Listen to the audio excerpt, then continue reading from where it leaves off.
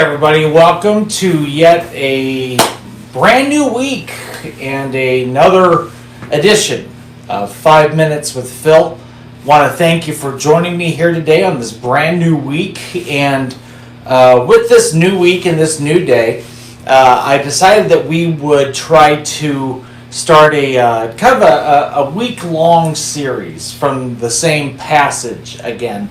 And we're going to look at Psalm chapter 40, and there's some good stuff in just 3 verses that I want to share with you here today that I think will be a blessing to you, and I think will challenge you as well, and maybe get us to think a little bit differently about things as far as our walk with God. So, without any further ado, I want you to look at the screen, and we're going to take a look at Psalm chapter 40, and we're going to start in verse 1. We're going to go to verse 3. Now, you'll see that I have verse 1 underlined.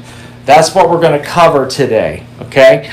But let's read all 3 verses to start our week together. It says, I waited patiently for the Lord. He turned to me and heard my cry. He lifted me out of the slimy pit, out of the mud and the mire. He set my feet on a rock and gave me a firm place to stand.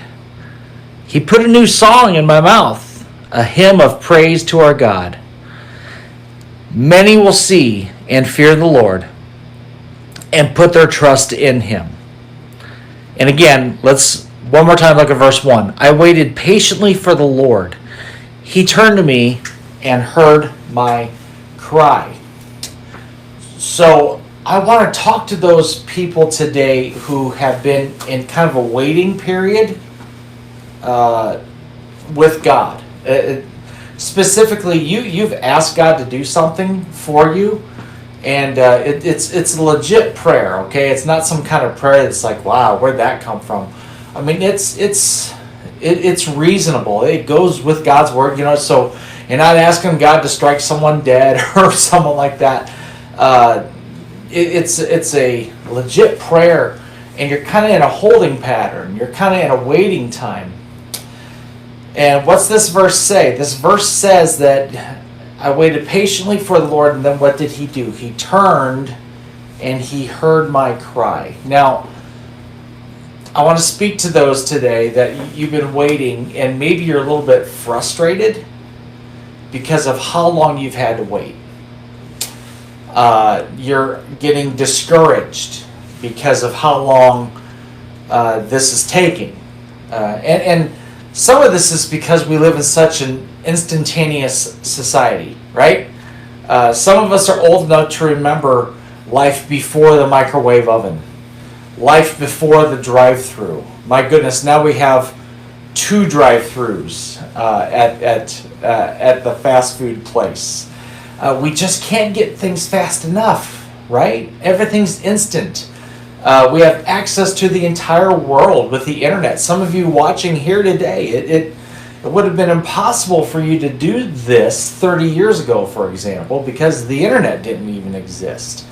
And so we want everything instantaneously. We want it quick. We want it right now. And the problem is that God doesn't always act that way. God does not always have the same time schedule that we do.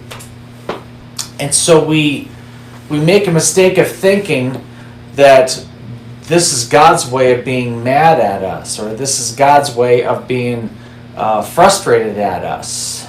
And that's just not true.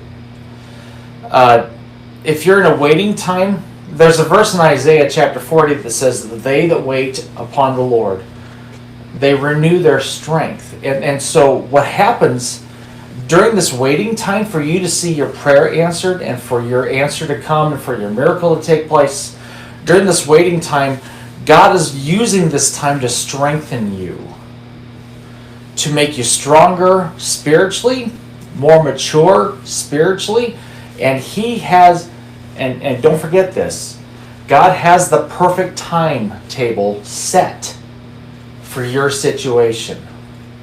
It may not be as fast as your timetable, but it is the best for your situation. And so today I want you to know that God's not ignoring you. God has not forgotten you. He's not abandoned you. He's got you. Just keep hanging in there. Keep waiting, knowing that God's perfect time is going to take place. All right?